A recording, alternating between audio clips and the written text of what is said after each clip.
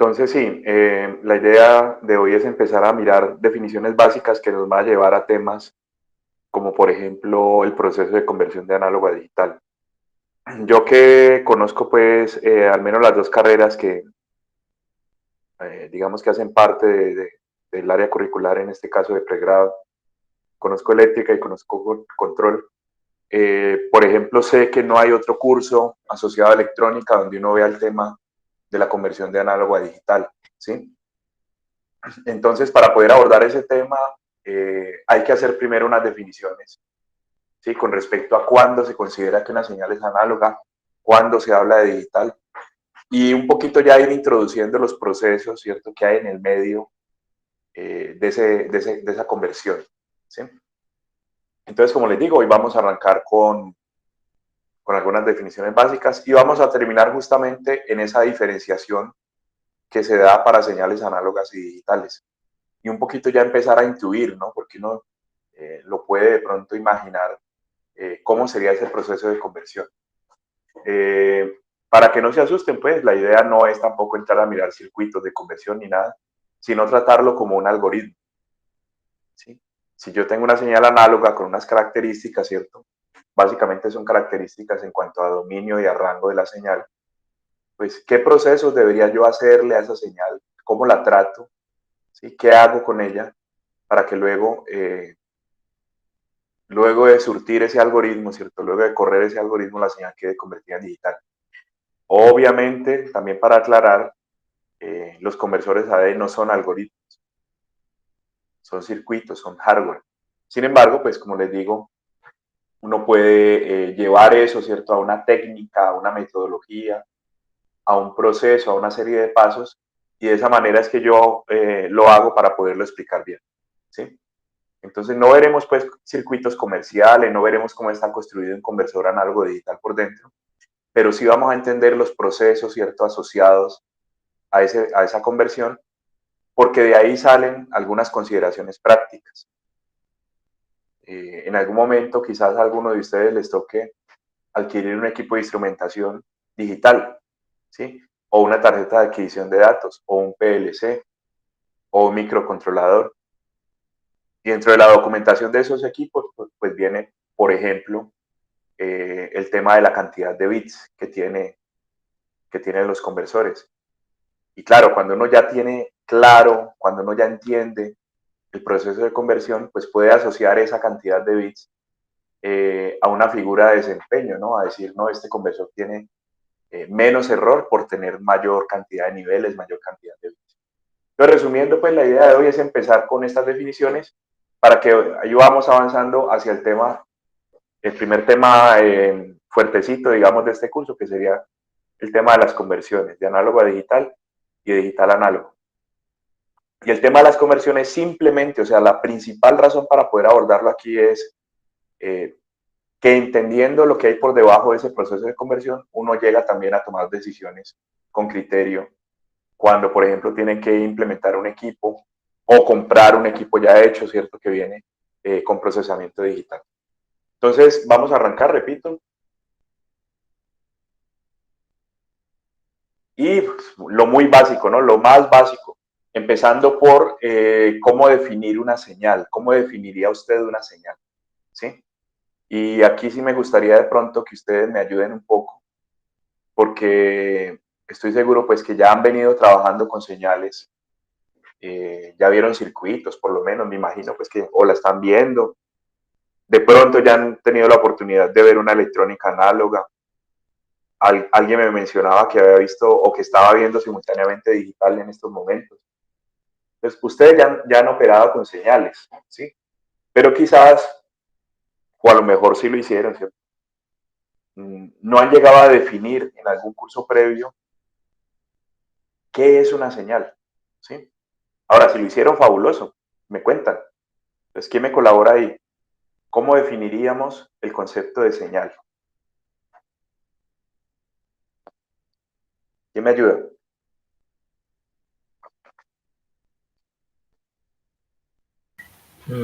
Algo que contiene información, o que la lleva. Mm, Pues sí, no, Santiago, porque pues hay señales aleatorias. Y esas señales aleatorias en general pues no contienen información. Y hay señales de ruido, por ejemplo. O sea, ahí información no hay. No sé si de pronto alguien más se anime. Es curioso porque, repito, uno trabaja con señales todo el tiempo en eléctrica, en control, en electrónica, pero pocas veces se detiene uno como a pensar en esas definiciones tan básicas. ¿Alguien más se anima? Profe, yo me iría más bien como por una representación gráfica de algún fenómeno. También es una definición, ¿cierto? Pero también se queda corta porque no siempre las señales se representan de manera gráfica, ¿cierto? No siempre las señales. Yo le puedo preguntar a usted mismo, ¿usted es electricista, Juan Esteban, o de control? De control. Ah, bueno, yo le podría preguntar a usted ahí en esta planta, por ejemplo, de presión que hay en el M7, ¿cuánto vale la presión? Usted llega y me dice, pues la presión está valiendo en este momento 30 psi. ¿Sí? Pues, ahí gráfica no hay, pero yo le estoy hablando de una señal. En este caso sería la señal de presión. ¿Sí la ves? O sea que por ahí ya vamos como redondeando un poquito la definición. No tiene que ser una representación gráfica. No sé si alguien más de pronto quiere tirarse al agua y decirnos una definición más. O por el chat, ¿no? También si quieren por el chat lo pueden hacer.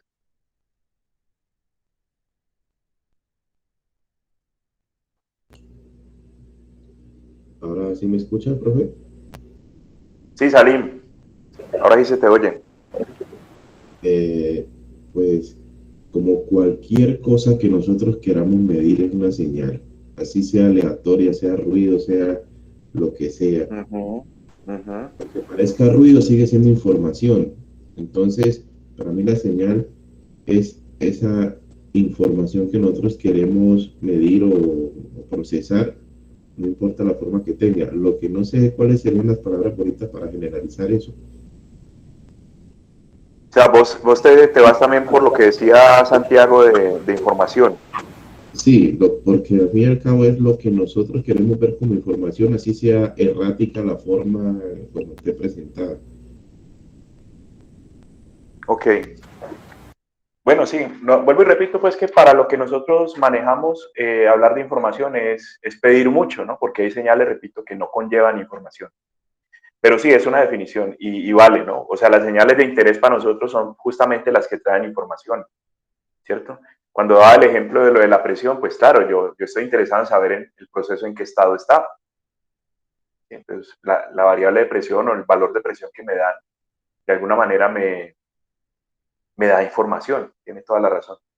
Eh, entonces, de pronto, pues a nivel práctico, las señales de interés son aquellas que traen alguna forma o alguna medida de información. Esto lo vamos a hablar con algún detalle más adelante cuando introduzcamos el tema de la entropía. Sí, la entropía aquí en el contexto de señales es una medida de la cantidad de información que trae una fuente de señal. ¿Sí? Y también por el lado de lo que llamamos criptografía, pues hay algunos conceptos asociados porque es que uno cuando hace criptografía de las señales, normalmente lo que está buscando es hacerlas pasar por señales que no tienen información. O sea, usted ve un montón de cosas erráticas, como dice Salim ahí, ve un montón de cosas ahí que no tienen sentido, ¿cierto? Que no me proveen información, pero el que sabe desencriptar la señal es capaz de extraer información de algo que aparentemente no la lleva, ¿sí? Bueno, entonces vamos a entrar a hacer la definición. No sé si alguien más quiere participar. Hagamos la definición, digamos, desde el punto de vista general, ¿sí? No es tanto en términos de información, porque le repito, pues que hay señales que no conllevan información útil para nadie, pero aún así se les considera señales, ¿sí? Y bueno, yo les concedo pues la razón en cuanto a que si uno de pronto va a trabajar en entornos ya prácticos, pues lo que le interesa son las señales que sí traen ese, digamos, ese contexto con el cual yo le puedo sacar información a eso. Entonces, la definición que vamos a usar para señal es una cantidad que varía en función de otra, ¿sí? Básicamente es eso, es una cantidad que varía en función de otra. Entonces, a la primera cantidad, es decir, al valor que toma o valores que toma la señal, le vamos a llamar rango. Y a la variable independiente pues se le llama dominio. Normalmente pues para los ejemplos que vamos a estar manipulando, ¿cierto? Trabajando aquí en este curso, hay dos tipos de dominios, o sea, dos tipos de variables independientes de las cuales depende la señal, ¿sí? Uno es el dominio temporal, entonces fíjense ustedes allá arribita, esa señal B sub A, ¿sí? Esa señal B sub A depende del tiempo. Es un voltaje, ¿cierto? De hecho, pues los electricistas son familiares con ese tipo de señales, ¿cierto? Tenemos un voltaje, 120 raíz de 2 por seno de 120 pi t.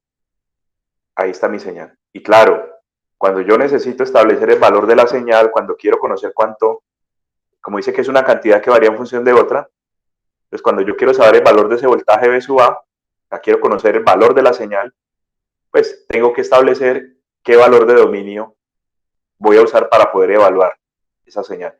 Esta definición es muy parecida a la definición de función. De hecho, la palabrita función aparece ahí en cursiva arriba, ¿sí? Entonces, en el dominio, en este caso, estamos hablando del tiempo. Usted me puede preguntar, bueno, ¿cuánto vale el voltaje de sub A? Yo debo decir, deme un valor de tiempo para poder determinar el estado de la señal, cuánto vale en estos momentos. Entonces, como les decía ahorita, hay dos tipos de dominios muy comunes, ¿cierto?, que vamos a estar trabajando. Uno es el temporal, como el caso de la variable B sub A, de la señal B sub A, perdón, que ven arriba. Y el otro tipo de dominio es un dominio espacial, ¿sí? Tal como les comentaba el miércoles, pues que hicimos la introducción al curso y todo, pues las imágenes para nosotros son un tipo especial de señales. Cuando uno manipula imágenes, le pone filtros, recuerden los ejemplos que les mostraba la clase pasada, pues cuando uno está trabajando con imágenes está básicamente usando técnicas de procesamiento de señales, por ejemplo el filtrado, ¿sí? Y este segundo ejemplo que les puse ahí, este segundo caso es una imagen, ¿sí? IMAC se llama la señal. Y esa señal IMAC depende de dos variables de dominio, ¿sí? En este caso X y Y. Estas variables de dominio no tienen que ver con el tiempo, sino con coordenadas espaciales. Entonces, cuando yo manipulo una imagen, por ejemplo, le aplico un filtro y demás, generalmente ese proceso de filtrado implica hacer un recorrido por el dominio de la señal. Pues en este segundo caso lo que uno hace es moverse sobre las coordenadas, ¿cierto?, de los píxeles de la imagen digital. X y Y representan justamente eso. X y Y representan las coordenadas de un píxel en particular en donde yo quiero de pronto establecer el valor de la imagen. No sé si este segundo ejemplo se entienda, ¿sí? Entonces, en el primer caso tenemos una señal que depende del tiempo, ¿cierto? El dominio o la variable independiente es el tiempo. Y en el segundo caso tenemos una señal, en este caso una imagen, en donde el dominio, las variables independientes corresponden a coordenadas espaciales, ¿sí? Y bueno, esta funcioncita aquí que tiene como una raíz cuadrada y tal, esto se usa, por ejemplo, para hacer énfasis en algunos puntos de la imagen. Cuando uno llega y multiplica una imagen cualquiera con una máscara, se llama, una máscara de estas, usted lo que está haciendo es como un efecto de ojo de pescado, no sé si han visto de pronto en las películas, que se ve como un túnel oscuro. Ese tipo de cosas se puede lograr pues aplicando este tipo de máscaras, ¿cierto? Este tipo de señales a una imagen cualquiera. Vuelvo y pregunto, ¿estamos claros hasta ahí?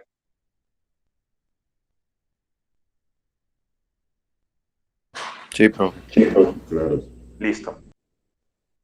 Bueno, entonces yo les tengo un ejemplito, ¿cierto? A veces la variable independiente pues no tiene por qué ser tiempo o espacio, ¿cierto? Hemos, en la inducción, en la primera clase del miércoles hablábamos de que hay una herramienta pues como para cambiar esa variable de dominio, ¿cierto? Y para estar viendo las señales en función de otra cosa.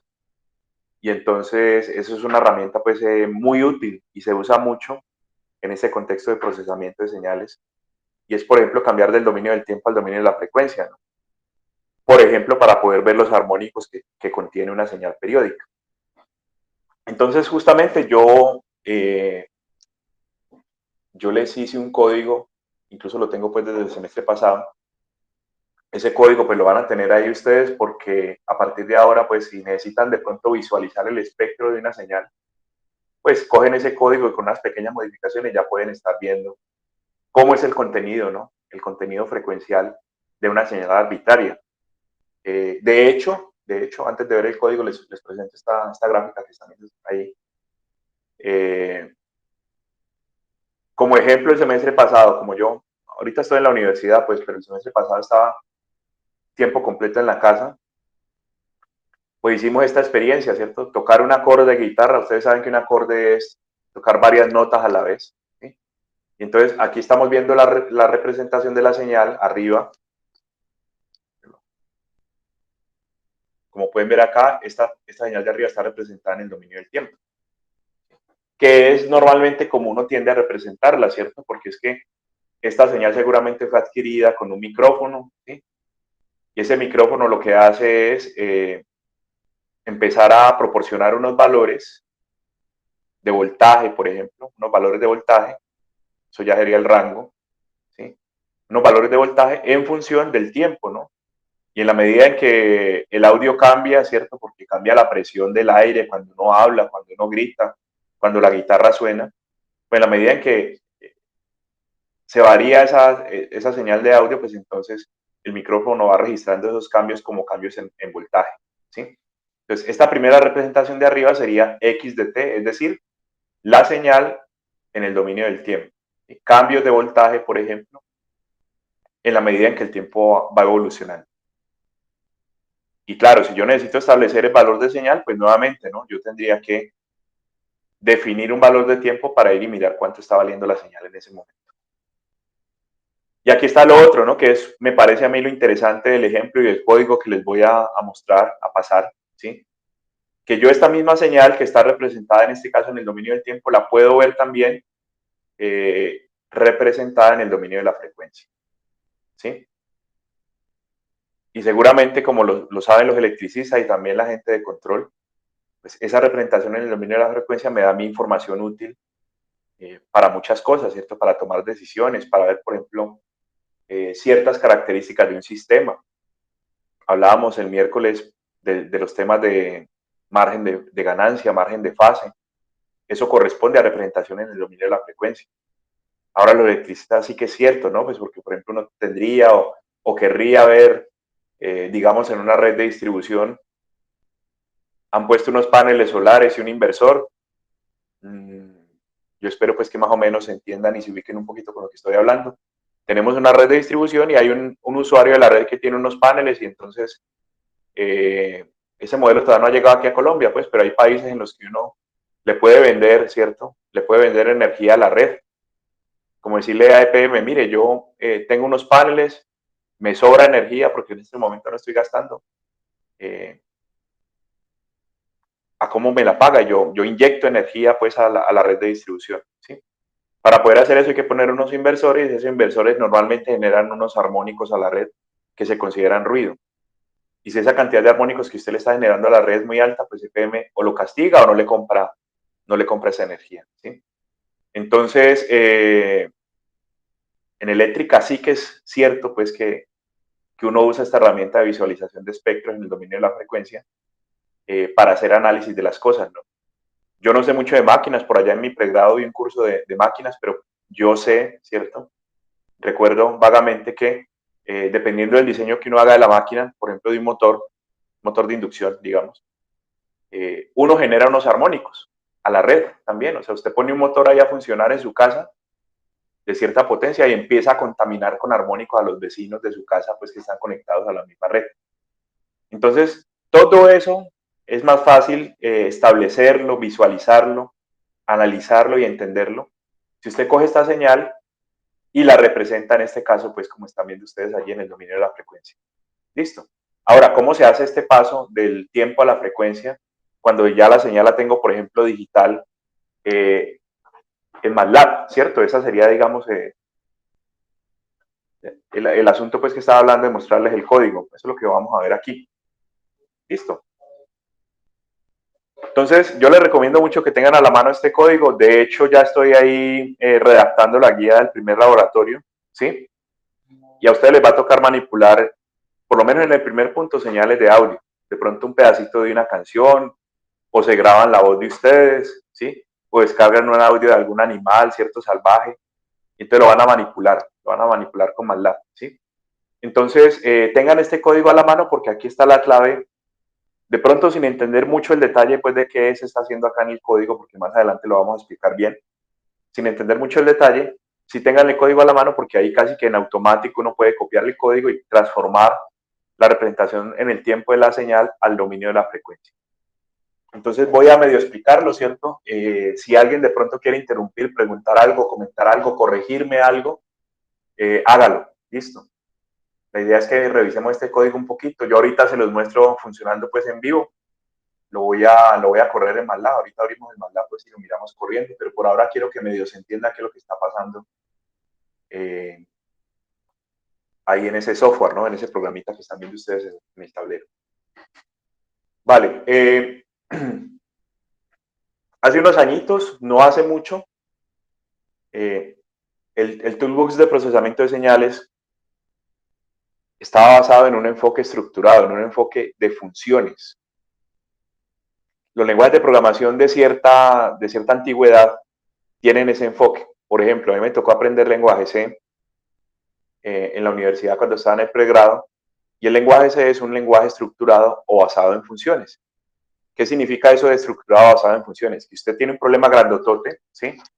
Y la forma de resolverlo usando el lenguaje C es dividir ese problema en una serie de funciones. Cada una de esas funciones hace una tarea particular y usted subdivide el problema en problemas más chiquitos. Normalmente le dedica a cada problemita pequeño de estos una función y al final usted tiene un programa que lo que hace es estar llamando funciones, ¿cierto? Para resolver diferentes tareas. Eso se llama programación estructurada o programación basada en funciones.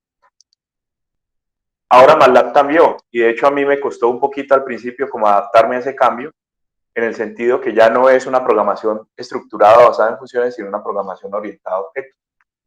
El concepto es un poquito distinto, ¿sí? Ya lo que usted tiene son unos objetos, de esos objetos usted crea como instancias, como ejemplos, ¿sí? Y va llamando unos procedimientos creados para esos objetos. Un ejemplo de eso es el lenguaje C++. Me tocó aprenderlo después. Y el lenguaje Java, por ejemplo, Java también está basado en objetos. ¿Por qué estoy echando todo este carretazo? Porque básicamente estas primeras líneas, esta de la 3 a la 7, ¿sí?, corresponden a la creación de un objeto que se llama grabadora. Porque este programa lo que va a hacer es grabar del micrófono del computador, va a grabar un audio, ¿sí? Recogido pues del micrófono se va a digitalizar y a almacenar como una estructura, como un objeto de datos en MATLAB, ¿sí? Entonces, este primer parámetro, si les interesa, repito, pues, y de pronto en algún momento de los laboratorios les va a tocar, ahí tienen claro cómo crear el objeto, cómo usarlo, ¿cierto? Este primer parámetro que estamos manejando aquí corresponde a la velocidad de muestreo, o sea, con qué velocidad o con qué frecuencia vamos a tomar muestras de esa señal de audio que está capturando el micrófono.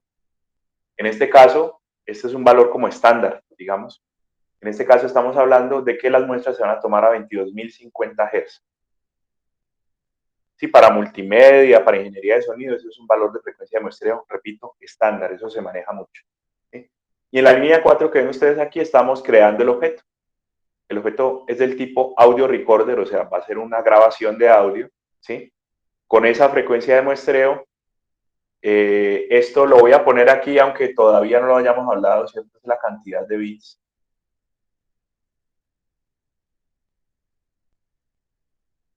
La cantidad de bits que le voy a manejar al conversor en este caso son 16, ¿sí? Son 16 bits.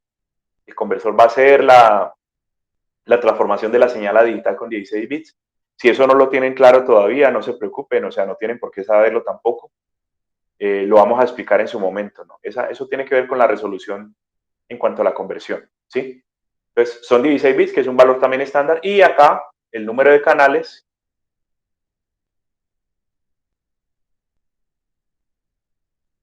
En este caso es un solo canal, ¿sí? Porque pues, uno podría tener, por ejemplo, audio de 2 canales, ¿no? Audio estéreo. Yo estoy usando audífono en este momento, o sea, yo puedo escuchar información diferenciada en mi oído izquierdo y en mi oído derecho, ¿no? Dependiendo pues de cómo se grabó la señal de audio. Entonces uno podría manejar 2 canales O, por ejemplo, en el caso de esos teatros en casa que tienen 5 canales distintos, o sea, el audio viaja por 5 canales y cuando usted mezcla todo eso en la casa, pues le da la sensación de que está ahí metido en medio pues, de la acción de la película, por ejemplo. Entonces, en este caso sencillito, pues un solo canal. ¿Listo? Aquí lo que hacemos es usar ese objeto que fue creado en la línea 4 y la idea es que se hace la grabación y se bloquea, el MATLAB se bloquea. Eso es lo que representa ese comando red blocking para el objeto grabadora y que creamos ahorita. Record blocking lo que hace es grabar y hasta que no termina de grabar no se deja hacer nada más. Entonces se graba 5 segundos en este caso, 5 segundos de audio en las condiciones que ha establecido aquí en el objeto de arriba. 16 bits, un canal, todo eso. Se graba en 5 segundos y ya todo eso queda almacenado en el objeto grabador. Listo.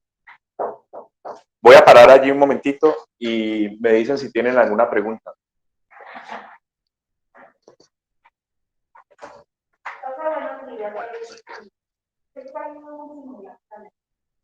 A las 9. Ah, vale, gracias. Pero yo estoy en clase. Ahorita, yo creo que no. Bueno, gracias, qué pena. Bueno, qué pena, muchachas, chicos, que me tocaron aquí la puerta. ¿Alguna pregunta, comentario hasta ahí? ¿Estamos claros?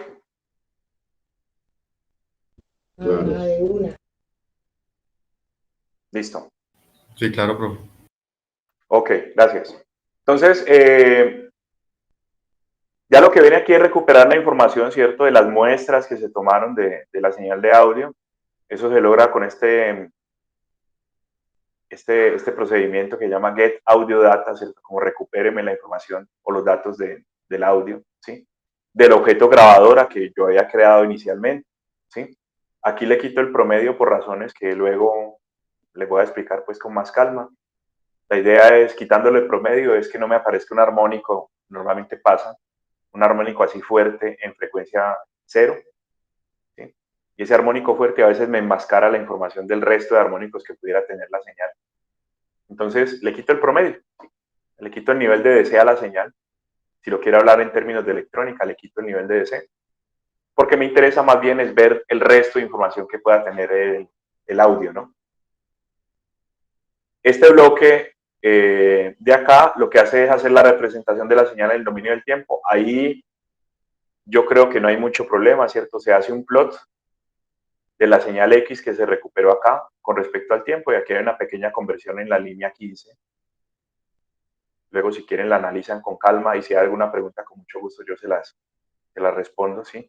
En la línea 15, esta primera ecuación que hay acá, lo que hace es convertir para que aparezca en el eje X la variable de tiempo, ¿sí? En segundos, tiempo en segundos. Si quieren, repito, lo analizan, pero entonces básicamente aquí estamos haciendo la representación en el dominio del tiempo, que es la primera gráfica que aparece cuando uno corre el programa, ¿sí? Y ya este bloquecito, que este sí me interesa hartísimo, ¿cierto? Lo que hace es básicamente usar la FFT, que por ahora, ¿cierto?, asocie la FFT con una transformada de Fourier. Más adelante veremos que no es lo mismo, ¿cierto? Y que hay algunas consideraciones aquí, que esto es una aproximación, que no siempre estamos haciendo bien esa conversión a la frecuencia, dependiendo de las condiciones en las que yo use la FFT.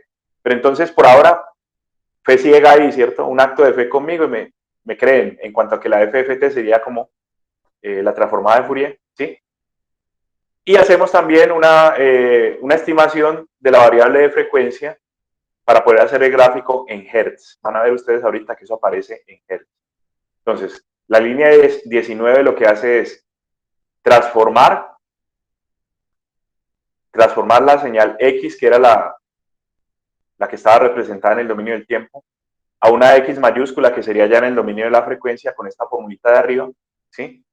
También más adelante con calma les voy a explicar qué se hace aquí. Por ejemplo, este FFT Shift. ¿Eso para qué, cierto? ¿Eso qué hace? ¿Por qué hay que ponerlo allí? No sé si alguien de pronto conozca ya la respuesta y se quiera de pronto aventurar a decir algo. ¿Sí? Entonces, aquí hacemos la transformación al dominio de la frecuencia y la línea 20 lo que hace es crear una variable de frecuencia en Hertz para poder hacer la gráfica y yo poderme ubicar, ¿cierto?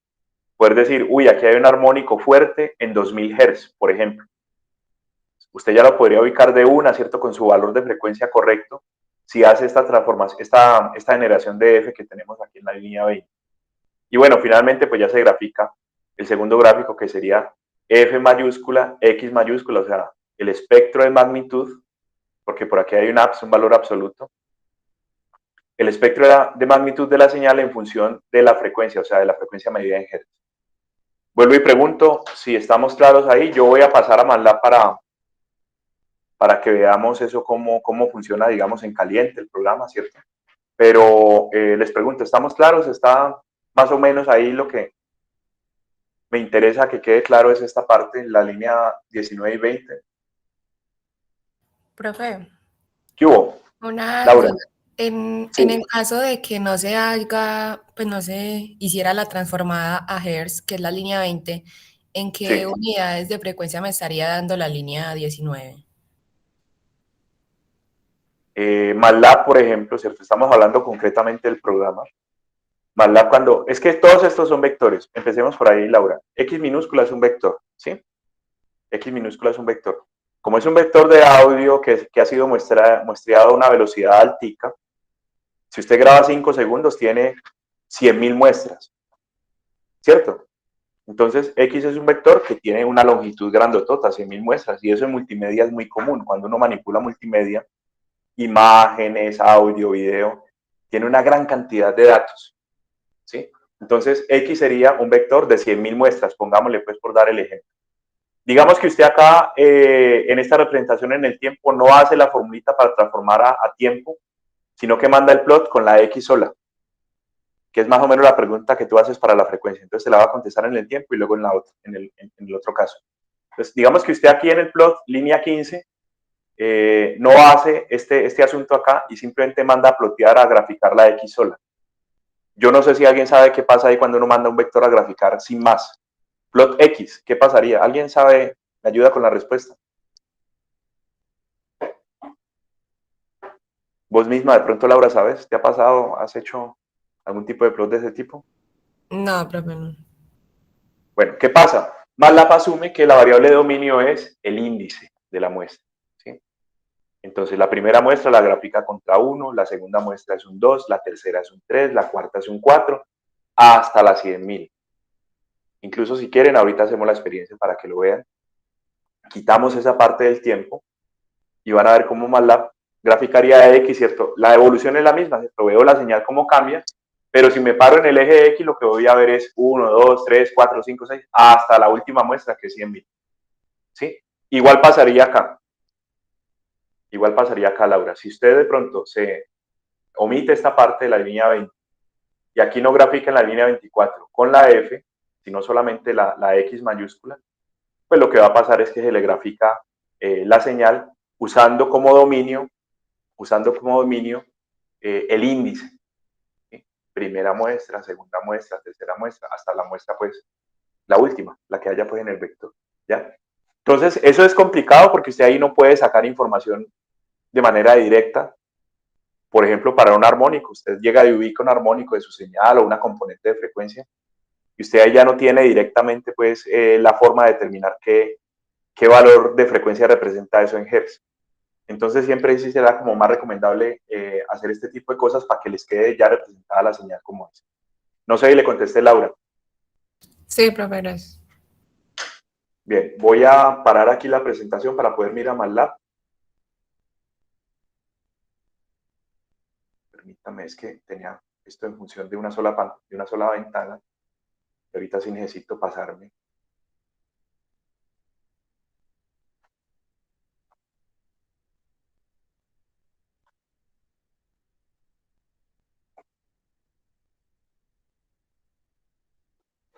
Entonces vamos a abrir MATLAB aquí en la carpetica donde tengo el programa, ya listo, ¿cierto?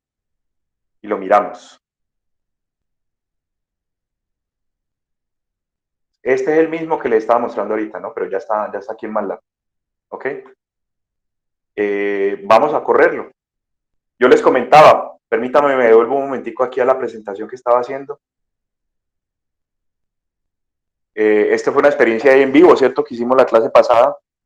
con un acorde de guitarra. Entonces uno llega y toca la guitarra, ¿cierto? Un acorde son varias cuerdas sonando al tiempo. Y mire cómo la representación en frecuencia de alguna manera refleja eso, ¿no? Porque usted está viendo acá, en la representación en frecuencia, yo alcanzo a diferenciar ahí como 4 tonos distintos, 4 frecuencias distintas, 4 armónicos diferentes. ¿Sí? Una guitarra tiene 6 cuerdas, uno pensaría cuando usted las toca todas a la vez deberían aparecer 6 armónicos, pero yo diferencio aquí 4. De pronto en esta información que está aquí aparecen los otros 2. Entonces mire cómo eso es consistente pues con... la representación en frecuencia es consistente pues con el audio que uno tiene, ¿cierto? Si usted se pone a mirar el audio desde acá, pues información ahí no hay mucha, de pronto información de amplitud y que de pronto por acá, digamos, el sonido para un momentico para volver a empezar y que de pronto la amplitud aquí al final, claro, cuando uno toca las cuerdas al final ya de pronto no suenan tan duro, entonces la amplitud aquí va disminuyendo en el tiempo. Pero a la hora de analizar ya la señal en el dominio de la frecuencia, pues hay mucha más información. Por ejemplo, si usted ubica las frecuencias de estos armónicos, usted es capaz de determinar qué notas están sonando en ese momento. ¿Sí? Entonces, repito, esto fue en vivo, ¿cierto? Y yo luego pegué aquí el gráfico que generó el programita en ese momento. ¿Sí? Yo ahorita lo que voy a hacer es, en MATLAB, ya correr el programa, de pronto pegar un silbidito con diferentes tonos, ¿cierto? Para que ustedes vean también cómo grabando esos silbidos a diferentes frecuencias, vamos a ver luego en la representación del espectro armónicos en puntos distintos. Lo voy a correr acá. A ver, yo veo que no esté silenciado esto aquí. Un momentico, qué pena. Que sí necesito hacer una cosa antes. Para que no me genere eco. Ahora sí.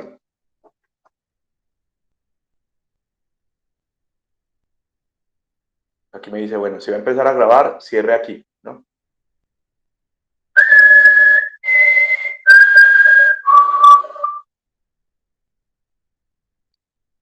Entonces, lo que estábamos hablando, ¿no? Mi representación en el dominio del tiempo, ¿sí? Y por acá aparece en el dominio de la frecuencia, pues como cierta información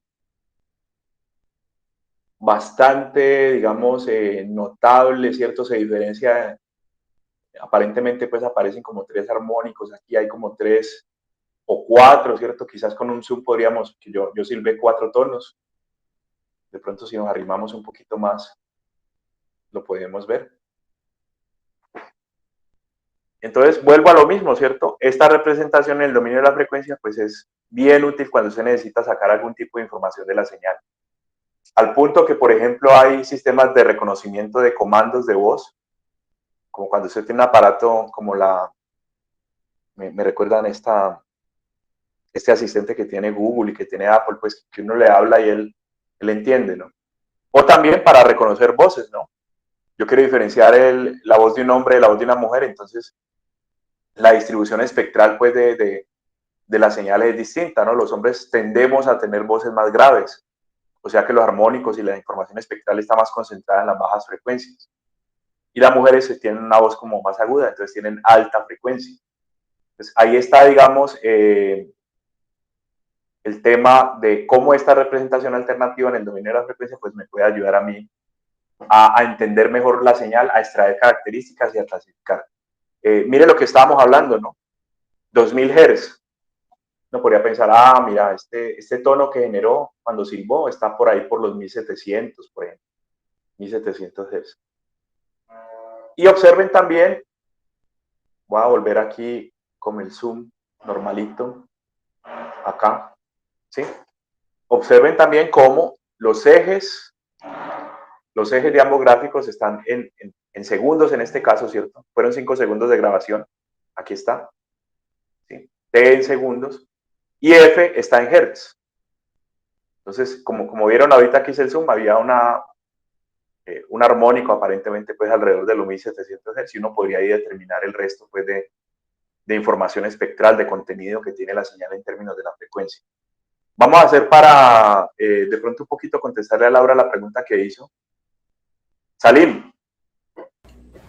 Profe, una pregunta. ¿Usted me recuerda por qué es que se da esa simetría en el dominio de la frecuencia? Sí, señor. Las señales reales las señales que son reales en el dominio del tiempo, pues esta señal que usted ve acá arriba de audio no tiene parte imaginaria, ¿no? A eso me refiero con señales reales, ¿sí?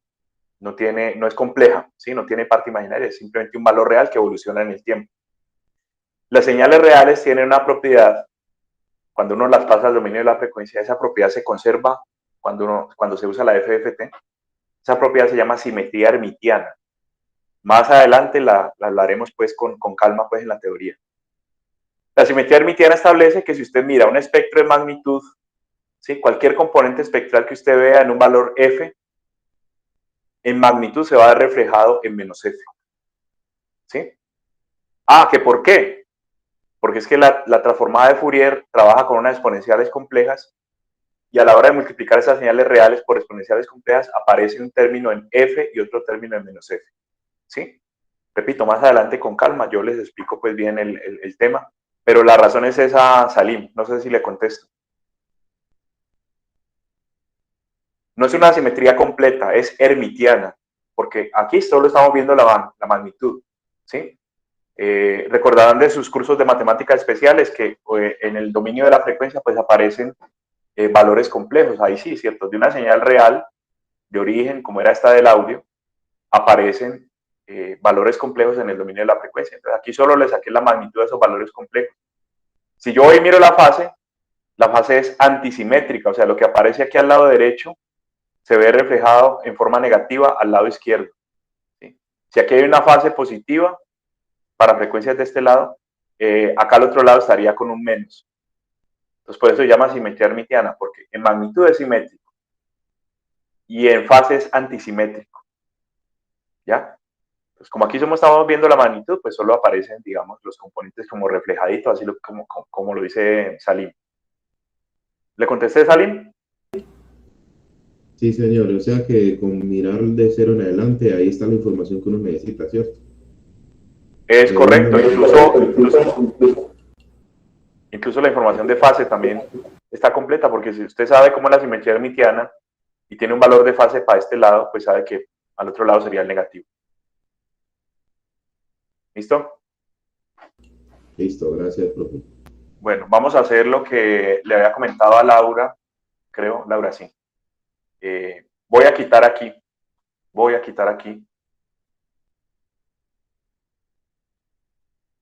este tema de la F mayúscula y a comentar esta parte. Digamos que a mí se me pasó, me dio pereza, no me acordaba o no entendía muy bien cómo usar esto, ¿cierto? Esta parte de la línea 20 para generar los valores de frecuencia, entonces decidí no meterlos a la hora de representar la señal, ¿cierto? Y me quedo solamente con los valores de la señal luego de pasar por la FFT. Me quedo solamente con la X mayúscula, tal como ven aquí en la línea 24, ¿sí?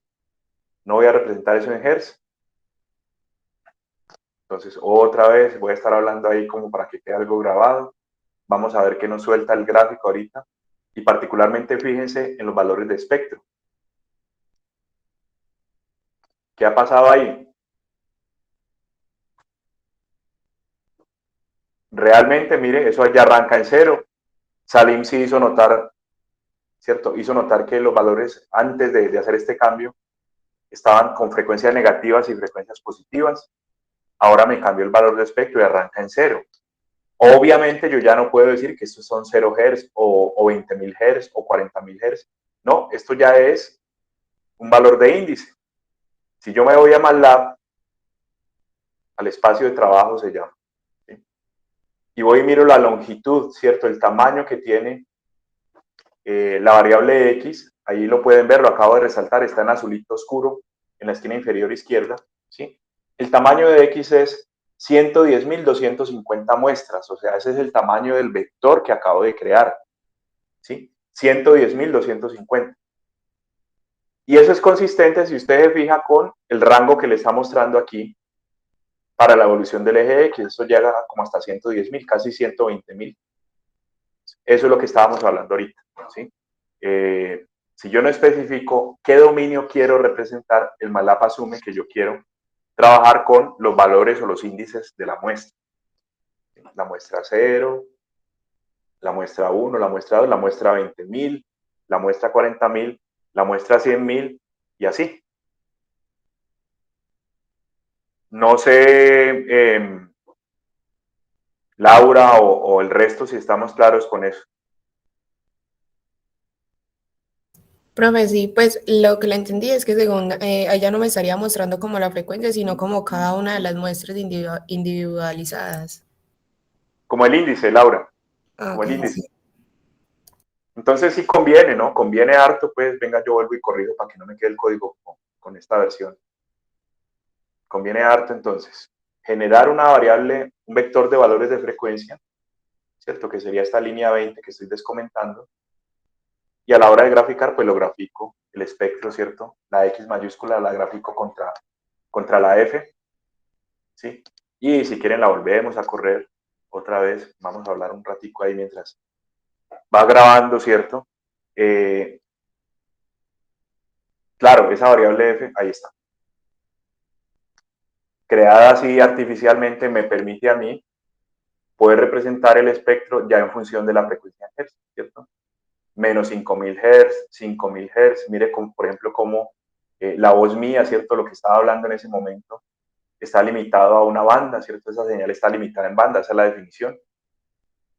Una señal está limitada en banda si no tiene componentes o armónicos más allá de cierto valor finito de frecuencia. Para mí, por ejemplo, podría ser 5000 Hz o incluso menos de 5000. Entonces, toda esa información yo la puedo sacar, pero obviamente tengo que tener claro cómo voy a hacer la gráfica de la señal, ¿no?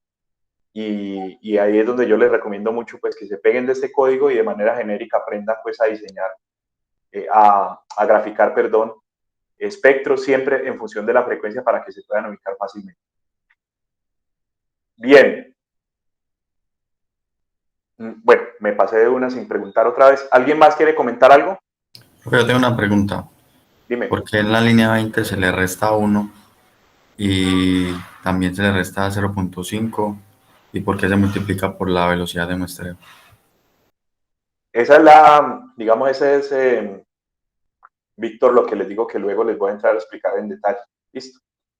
Para poder, digamos, abordar eso, yo te tengo que explicar unos conceptos previamente. Listo.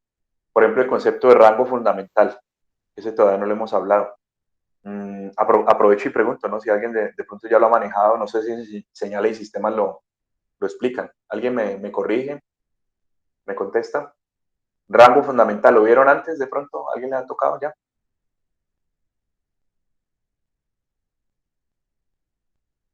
Entonces mira, Víctor, que como pues aparentemente no lo ha visto nadie o no se acuerdan, ¿cierto? Tocaría entrar a ese tema antes de poder decir, mira, es que lo que pasa aquí es que el FPS está multiplicando al rango fundamental de la señal, el dominio de la frecuencia.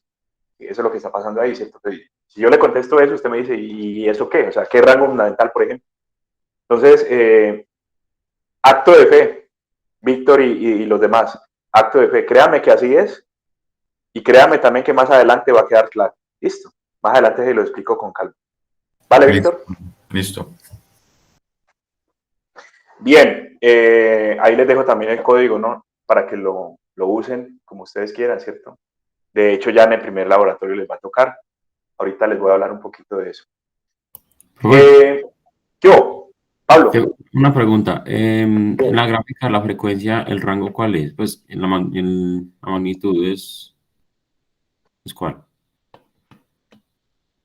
Por razones asociadas a lo que estaba hablando ahorita, ¿cierto? A lo del rango fundamental, estos gráficos de espectro, cuando usted ya los pone en Hertz, siempre van a estar limitados entre menos FS medios y FS medios.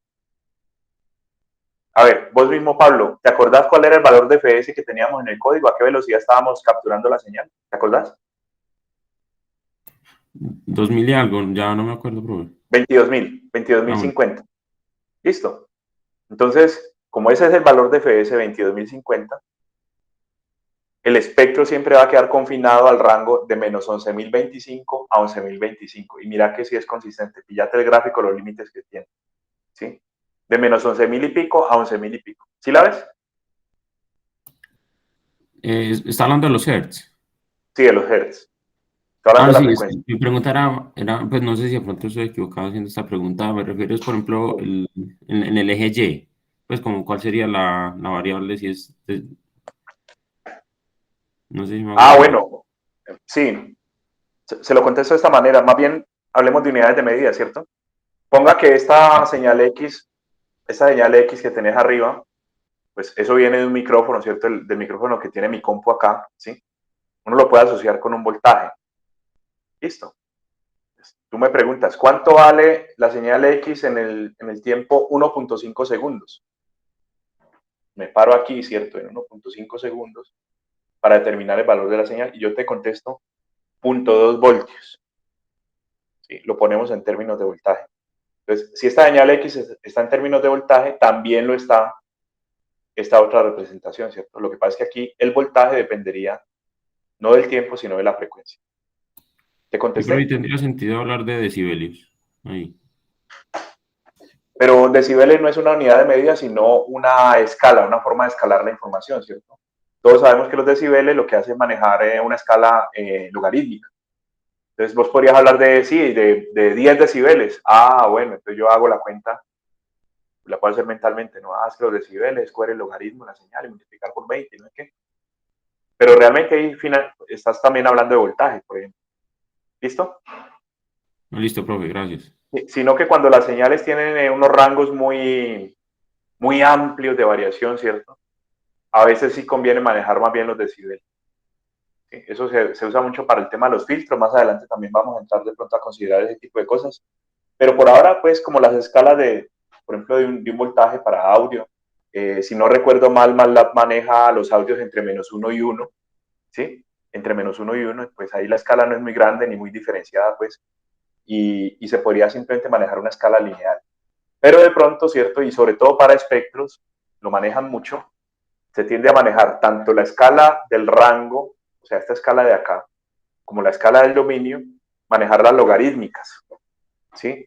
Entonces, claro, ahí entra uno a mirar, es que aquí están decibeles la señal, y luego mira aquí la escala logarítmica, no, es que esto está en décadas. Esto es una terminología común, ¿no?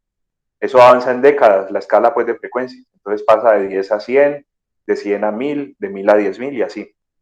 Pero eso es una forma de representación, eso no tiene que ver nada pues con la unidad de medida que pueda tener la señal. Bien, ¿alguna otra pregunta, comentario? Profe, Andrés, buenos días. Tengo una yo, preguntita. Veo sí, que la amplitud de la gráfica de frecuencia es un poco menor a la del tiempo. Eh, sí, eso porque, o sea, no debería ser lo mismo. sí, a ver, ahí hay varias cosas, me hiciste acordar de una cosa que no comenté, voy a volver aquí al código. Tiene que ver con esto que está aquí, esta división, voy a señalarla de esta manera. Esta división por la longitud del vector, esto es una normalización que de hecho les cuento, de hecho está mal hecha para este tipo de señal. ¿Sí? Esta señal no habría por qué normalizarla en su espectro, pero yo lo hice. Y yo espero, ¿cierto? Mi intención es que por allá, de la mitad del semestre en adelante, alguien me pueda decir, profe, yo ya entendí por qué usted dice que normalizar estaba mal en ese caso. ¿Sí? Me pueda decir por qué está mal normalizar aquí. Cuando yo hago esta normalización, les digo de una vez pues la razón. La normalización cabe y es correcta para señales de tipo periódico, ¿sí? Pero no lo es cuando la señal es aperiódica. Como este es un audio de mi voz, ¿cierto? Y yo no estoy manipulando señales pues que se repiten en el tiempo, ni estoy hablando pues como para que haya una periodicidad en la señal, pues esto sería incorrecto. Listo. Pero bueno, la tengo normalizada y me da esta escala pues que comenta Andrés Felipe. Esta escala aquí que está por 10 a la -3. ¿Sí? La cosa es que si uno llega y, por ejemplo, eleva todos los valores de espectro al cuadrado y hace una integral sobre este espectro, en esta escala así normalizada, eso tiene que darle lo mismo que la energía que tiene la señal. ¿Sí? La energía que tiene la señal, o la potencia promedio, pues en el caso de señales periódicas. Poniéndolo de otra manera, esto representa de alguna manera cada pico de esto representa de alguna manera la energía asociada a la señal en ese punto de la frecuencia. ¿Sí? Cuando se hace esta normalización. Si usted no hace esta normalización, pues le va a aparecer una escala grandotota, ¿no? Una escala sigue gigante, ¿cierto? Pero ya ahí no está representada la información de energía. ¿Listo? Entonces la razón por la que aparece esto así es simplemente porque yo, repito, normalicé esto de una manera incorrecta porque esta señal no es periódica y por eso es que vemos esta escala aquí. ¿Listo? Claro, como la longitud ya vimos que era 100.000 y pico, 110.000 creo que era una cosa así, pues esta división tiene unos efectos de reducir demasiado la cantidad o la amplitud más bien de los armónicos. Uno normalmente no se fija en eso hasta que tiene que hacer algún análisis, por ejemplo, de cuánta energía tiene un ruido que tiene la señal en cierto rango de frecuencias. Hasta ahí no se fija mucho en la escala, ¿sí? Y de pronto lo que interesa es la forma y poder identificar aquí los componentes armónicos. Pero luego si le dicen, bueno, y de hecho vamos a estar tratando esos temas, calcúleme la energía que está confinada para la señal en el rango de, por ejemplo, de 1000 a 2000 Hz. Un ejercicio típico de telecomunicaciones, por ejemplo, cuánta energía, cuánta potencia hay para la señal confinada en este rango de frecuencias. Ahí uno sí mira, y miremos en qué escala está eso, miremos si eso está normalizado o no lo está.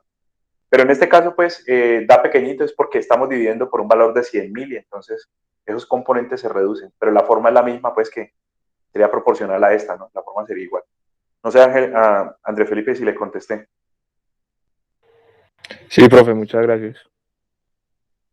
Bien, aquí hay otro ejemplo de señal, ¿cierto? En este caso, aunque no lo diga, el dominio es el tiempo, ¿sí?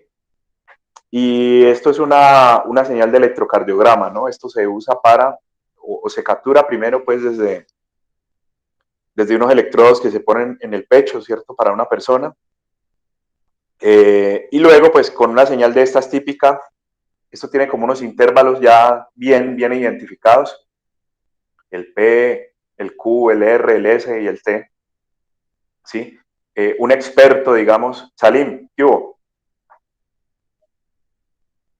Es que tenía la mano levantada y no me había visto. Profe, es que con respecto a la pregunta de Andrés Felipe, Sí. yo tengo como un comentario para aclarar un detalle o Sí. aclararlo para mí también, pues. Es que creo que la pregunta de él era más que todo orientada a por qué la gráfica en el dominio de la frecuencia no tiene la misma amplitud que la gráfica que la generó en el dominio del tiempo. Creo que era por ahí la cosa, ¿cierto, compañero Andrés? Sí, Y la yo cuestión creo que esto es que fue yo tengo en la entendido que esta gráfica en la frecuencia lo que nos dice es qué tanto le aporta cada señal Armónico. separada, cada armónico, qué tanto le aporta a la señal en todo momento. Y hay unos momentos, hay otra gráfica que faltaría ahí, pues, que es la de fase, porque una onda está desfasada de la otra, de modo que hay momentos en donde se cancelan y hay momentos en donde se suman y aumenta la amplitud de la onda. Entonces, no se puede pretender ver la amplitud de la onda en el tiempo, verla en la frecuencia, porque la frecuencia va a tener, digamos, separada la suma de las amplitudes, las va a tener separada en cada una de las frecuencias, entonces no va a representar la amplitud total la que se ve en el tiempo, pues así es la cosa, ¿no? Sí, eso es correcto. Indistintamente de que esté normalizada o no, lo que vamos a ver ahí son las señales separadas y como tampoco tenemos la información de las fases en esta transformada rápida que se acaba de hacer, habría que hacer otro cómputo para ver las fases y pues recuperar ahora sí las señales del tiempo con sus amplitudes sumando cada componente de frecuencia en cada instante a ver cómo es que queda la original. Estamos de acuerdo. Yo voy a poner un ejemplo para tratar de redondear el asunto este de la normalización y a ver si por ahí sí queda más claro, ¿sí? Ponga que usted captura una señal de la red eléctrica, ¿cierto? Otra vez un voltaje, o sea, eso siempre termina para nosotros, así como hablaba ahorita de presión, por ejemplo, de presión de una planta, ¿cierto? O de una señal de una máquina eléctrica, todo eso termina siendo o un voltaje, perdón, o una corriente, ¿sí?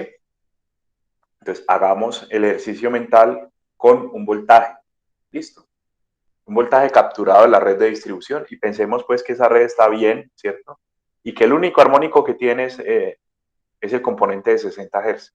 ¿Sí? ¿Qué esperaría ver yo en este gráfico espectral en ese caso? Pues un armónico acá en 60, otro armónico acá en menos 60, ¿sí? Porque volvemos al asunto de la simetría hermitiana, ¿cierto? La energía queda repartida en un armónico aquí, una exponencial compleja sintonizada a 60 y otra exponencial compleja sintonizada a menos 60. Más adelante, nuevamente, hagan un acto de fe ahí, ¿cierto? Que más adelante se explica eso con suficiencia. 60 y menos 60, ¿sí? Entonces, a usted le da por capturar 2 segundos de señal, ¿sí? A una tasa de muestreo también altica, ¿cierto? Póngale, si quieren, los mismos 22.000 Hz que estábamos hablando aquí en el caso del audio, ¿sí? Pues 2 segundos de señal a 22.000 Hz da 44.000 muestras, o sea, tendría un vector larguísimo, ¿cierto? De muestras aquí, ¿sí? Y pongámoslo de esta manera, a la hora de usted determinar quizás la energía con la que llega esa señal, la energía, ¿sí? Usted tendría que coger esas 44.000 muestras, elevarlas todas al cuadrado y sumarlas. Ese tema lo hablaremos también, ¿cierto? La energía de una señal digital se calcula de esa manera. Cojo cada una de las muestras, las elevo al cuadrado y las sumo, y ahí me da la energía total, ¿sí? Aunque realmente, pues, y esto ya es otro paréntesis, a una señal periódica no se le saca energía, sino potencia, que es otra formulita un poquito distinta. Pero yo le saco energía, ¿sí? Entonces, elevo al cuadrado, sumo y me da la energía. Eso, como ustedes imaginarán, da un valor fabuloso, grandotote, ¿cierto? Porque, pues, imagínense, escoger ese seno a 60 Hz, ¿sí? Cada muestrica elevarla al cuadrado y luego hacer una sumatoria sobre 44.000 valores diferentes. Eso va a dar una sumatoria enorme, grandotota, ¿sí? Entonces, si yo cojo la FFT sin normalizar aquí, los valores de esos armónicos van a tener también una magnitud muy alta, reflejando de alguna manera la energía con la que llega la señal en el momento de la captura en el dominio del tiempo, ¿sí? Y usted me va a decir, pero ¿cómo va a ser? Es decir, si el voltaje, por ejemplo, estaba entre menos 1 y 1 voltios, aunque no es el caso de la red, pues, pero si el voltaje está entre menos 1 y 1 y menos 1 voltio y 1 voltio, ¿cómo es que tengo un armónico aquí de 10.000 o un armónico de 20.000? Eso no tiene sentido, porque ahí me estarían preguntando ustedes, ahora a mí lo que no me cuadra es que este está muy grande, ¿sí? Entonces, ¿qué es lo que pasa? Uno llega y normaliza, sabiendo que la señal es periódica, llega y normaliza, y ese valor de 10.000 o de 20.000 se reduce y queda, por ejemplo, en 0.5, que ya es una cosa que uno puede asociar con la amplitud que trae la señal en el dominio del tiempo. No sé, Salim, no sé, Andrés Felipe, si ya con ese ejemplo quedamos un poquito más claros en qué implicaciones tiene como ese proceso de normalización del espectro. Sí, profe. Sí, profe, o sea, lo que pasa es que lo de la normalización es, digamos, como para meter cada uno de los puntos en unos rangos aceptables.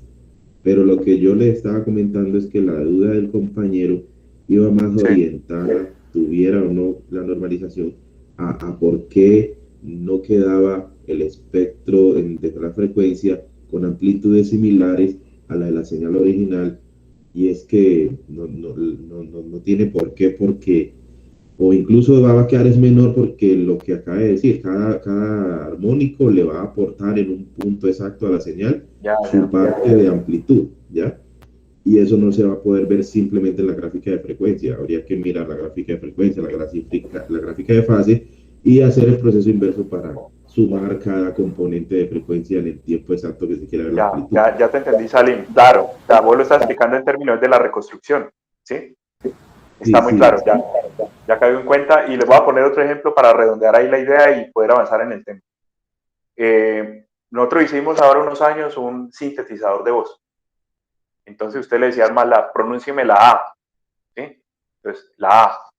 Había como un estudio que se había hecho antes con diferentes voces de varias personas, ¿sí? Pronunciando la A, y miramos, ¿cierto? Y teníamos como un promedio,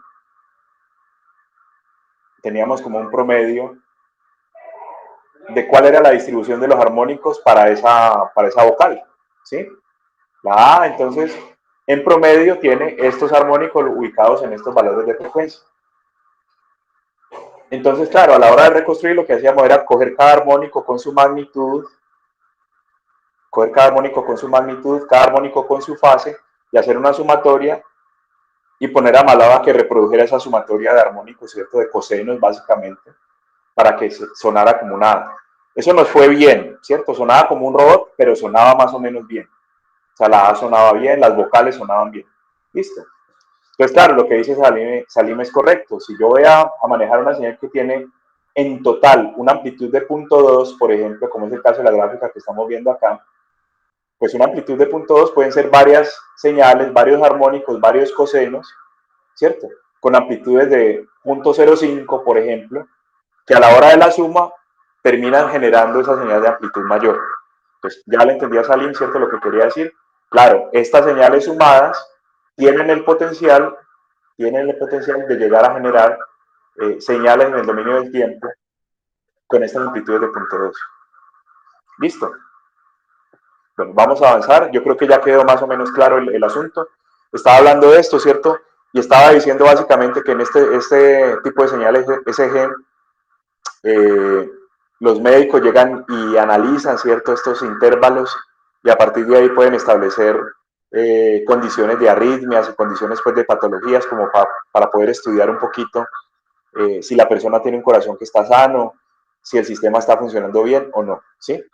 Esto mismo también se puede llevar al dominio de la frecuencia y de hecho unos compañeros de ustedes el semestre pasado desarrollaron un proyecto en ese sentido, ¿cierto? Llegar a esto, tomar estas señales de SG en el dominio del tiempo, llevarlas al dominio de la frecuencia con una transformada, ya no recuerdo si era la de Fourier o la transformada Weyl, y con eso hacían una identificación, ¿cierto?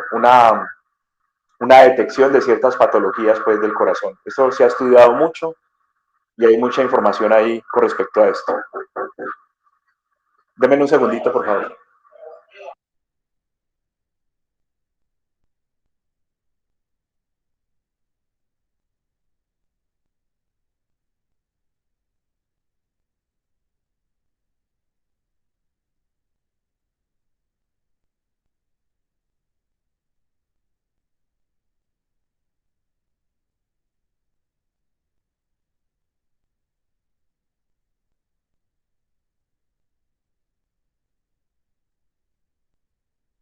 Hola, qué pena con ustedes. Me vine a la universidad que para que no hubiera interrupciones y tal, y están haciendo un simulacro aquí, por eso se oye ese ruido de fondo. Ustedes me dicen si se oye bien. ¿Se me entiende? ¿O definitivamente ya no se entiende nada? Sí se entiende, profe. Sí se entiende, lo que pasa es que tuve que quitarme los audífonos porque se oía un ruido. Alarma, pero bueno, un ruido muy molesto.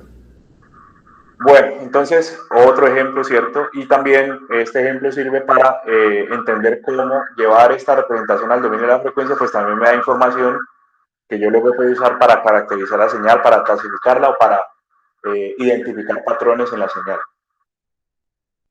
Bien, ya vamos terminando. Vamos a hablar de lo que es un sistema de procesamiento, ¿cierto? Y básicamente, pues la definición otra vez muy sencilla, la más simple posible, es decir, que un sistema de procesamiento es un sistema que provoca cambios sobre una señal de entrada. El sistema recibe una señal de entrada, hace algún tipo de cómputo, ¿cierto? Corre algún algoritmo como tal, y al final genera una salida, pues, con la versión alterada de la señal de entrada, ¿sí? O toma una decisión con respecto a la señal de entrada, o genera un valor discreto en la salida, pues, por ejemplo, con un clasificador, ¿no? El que está hablando es Freddy o es otra persona. El clasificador a la salida dice, no, no es Freddy, es otro humano el que está hablando ahí. Entonces, la definición, muy sencilla, ¿cierto? Y el meme pues está un poco en términos de eso, es que un sistema de procesamiento lo que hace es cambio sobre una señal, ¿sí? Lo representamos de manera formal aquí a la derecha, ¿cierto? Tengo mi señal X de T, que sería la entrada.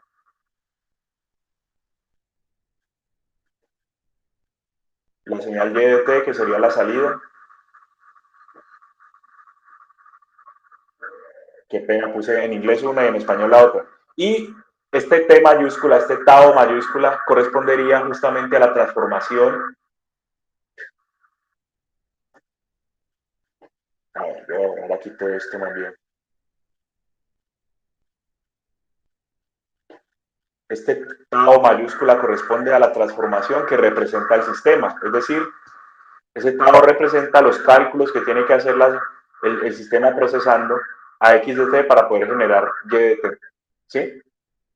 Ah, bueno, aquí está, x es la entrada, y es la salida, y tau mayúscula es la transformación aplicada. En este caso concreto y a lo largo del semestre vamos a estar hablando de sistemas SISO, es decir, donde hay una única entrada y una única salida. Para procesamiento de señales, pues hay unos temas avanzados en donde ya manejamos múltiples entradas, múltiples salidas, pero en general las técnicas que vamos a hablar aquí en el curso, pues son aplicables también en ese contexto de tener varias salidas a la vez, por ejemplo, varias entradas simultáneas. Cuando uno habla de la definición que está aquí con respecto a que un sistema es algo que cambia la señal para poder producir una salida, inmediatamente aparece la pregunta con respecto a los sistemas de identidad. ¿Qué pasa con los sistemas de identidad entonces? Y bueno, yo entro ahí a preguntar a ver si alguien me ayuda con la respuesta. ¿Qué sería un sistema de identidad?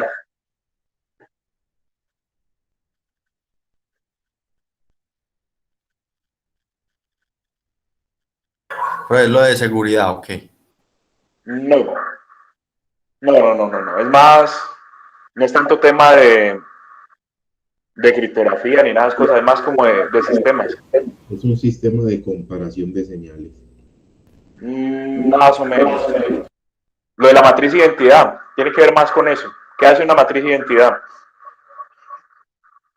Pues, profe, ese sistema entonces dejaría igual la señal, ¿no? O sea, no le haría ninguna transformación ni ningún cambio. Eso, en álgebra lineal, por ejemplo, gracias, Brian. Si usted coge en álgebra lineal un vector y lo multiplica por una matriz de identidad, lo que le hace el mismo vector, ¿sí? Si usted tiene un sistema de procesamiento de identidad, y de t termina siendo la misma x de t. Esa es la definición. Un sistema de identidad genera una salida que es idéntica a la entrada. Entonces, ahí entra otra vez la pregunta con respecto a la definición. Si un sistema es un dispositivo o un software que lo que hace es tomar una señal de entrada y provocar unos cambios para generar una salida, entonces, ¿qué pasa con los sistemas de identidad? Mire, aquí está, ¿cierto? Los sistemas de identidad, digamos, se definen de esta manera. Pues la transformación básicamente pues no existe, no hace nada, ¿cierto? X desde que la entrada sale igualita, se obtiene la misma señal. La pregunta sería entonces, ¿qué pasa ahí? ¿Cierto? ¿Qué es lo que está pasando ahí? Por ejemplo, bueno, de hecho lo voy a poner de una vez aquí. Este es un ejemplo de un sistema de identidad en el ámbito de electrónica análoga. ¿Sí? ¿Alguien sabe, recuerda cómo se llama este circuito que tenemos aquí? De la derecha. Un seguidor. De voltaje. Un seguidor de voltaje, correcto. Eso es un seguidor. Si usted aplica un voltaje aquí a la entrada, sale lo mismo aquí, en Vout. Bin y Vout son iguales. Este sistema es identidad, es un seguidor. La pregunta es, ¿y entonces yo para qué le boto corriente, cierto? Me compro una operacional, voy y lo monto en una tarjeta de protoboard para hacer esto si la salida va a ser la misma entrada. O sea, ¿por qué es necesario, por qué es útil tener este circuito de esta manera? Profe, si no estoy mal, ese circuito lo que hace es como independizar las corrientes de, o sea, ese es lo que hace es separar dos circuitos, o sea, para que las corrientes como que no estén relacionadas. Es correcto, Brian. Realmente este circuito lo que hace es lo que se llama en electrónica un acople de impedancias. Pero sin ir, digamos, a un lenguaje muy técnico, ¿sí? Lo que hace este circuito es amplificar la corriente. De pronto esta señal viene como débil aquí, ¿cierto? No tiene mucha corriente, no tiene mucha fuerza, ¿sí? Aquí a la entrada. Aquí sale la misma señal, pero con una corriente potencialmente mucho más alta. De tal manera que de aquí en adelante, por ejemplo, usted puede poner una carga aquí que le exija más al circuito, ¿sí? Pues es un sistema de identidad en cuanto al voltaje, porque el voltaje de entrada y de salida son lo mismo. Pero las corrientes que hay aquí y acá son completamente distintas. Entonces, en general, la definición sigue aplicando para sistemas de identidad, porque puede que una variable de la señal, por ejemplo el voltaje en este caso, una variable como el voltaje, pues sí es igualita, pero internamente este amplificador lo que está haciendo es manejar corrientes diferentes a la entrada y a la salida, o sea que realmente algo sí se cambia de la señal como tal, en este caso la corriente. Y tengo otro ejemplo de seguidor o de sistema de identidad que es un poquito más gráfico, ¿cierto? Este es un seguidor de línea, un robotcito que tiene unos sensores acá, ¿sí? Y el objetivo es que la trayectoria que sigue el robot sea idéntica a la que está marcada en el piso, ¿sí? ¿La entrada cuál es? La entrada es una trayectoria espacial definida por una rayita que está marcada en el piso. La salida sería la trayectoria real que sigue el robot y la idea sería que ese robot vaya siguiendo la línea, ¿cierto? Un seguidor otra vez, una identidad otra vez. Y aquí yo creo que sí está muy claro que aunque es una identidad y que es un seguidor, obviamente hay un procesamiento involucrado en la señal, ¿cierto? Aquí incluso esto viene siempre con un Arduino, con algún tipo de procesamiento, normalmente software, ¿cierto? Programado aquí para que se haga la labor del seguimiento de la línea pues de manera correcta. Entonces, incluso los sistemas de identidad se ajustan a la definición que estamos dando, ¿no? Un sistema es un procesador, un sistema de procesamiento es básicamente un software o un dispositivo que se encarga de procesar información, procesar señales para poder generar una salida correcta, ¿no? Una salida deseada. Bien, hay que diferenciar entonces cuando se hace procesamiento digital y cuando se hace procesamiento análogo. Ya vieron ustedes pues que yo uso la notación de que X es la entrada, Y es la salida, en este caso es X de T y Y de T, es decir, estamos hablando de señales en tiempo continuo, ¿cierto? La T significa tiempo, T en segundos pues, para que lo tengamos claro, ¿sí? Tiempo continuo. Y básicamente un procesador análogo pues recibe las señales como vienen, por ejemplo una temperatura, un valor de presión, un voltaje, una corriente. Y así directamente como la señal viene, análoga como ella es, se procesa. Ese es el caso, por ejemplo, del seguidor. ¿Sí? El seguidor trabaja de esta manera. Viene una señal análoga, se procesa y se genera una salida análoga también, directamente. ¿Sí? Los procesadores análogos en general son más baratos. Y no lo hemos hablado, lo abordaremos en su momento, pues también son más precisos. Aquí la precisión es arbitrariamente alta, en el caso análogo. De hecho, ahí como ejemplo les cuento, hay un cantante, ahora unos años, póngale unos 8 años, grabó un disco completamente análogo. No sé si alguien recuerda el nombre, ¿sí? Mandó a montar un estudio, eso le salió carísimo porque ya hoy en día las empresas no fabrican estudios de audio análogo, sino que todo es digital. Le mandó a montar el estudio, hizo la inversión, pues, e hizo las grabaciones todas en análogo para poder hacer, según él, ¿cierto?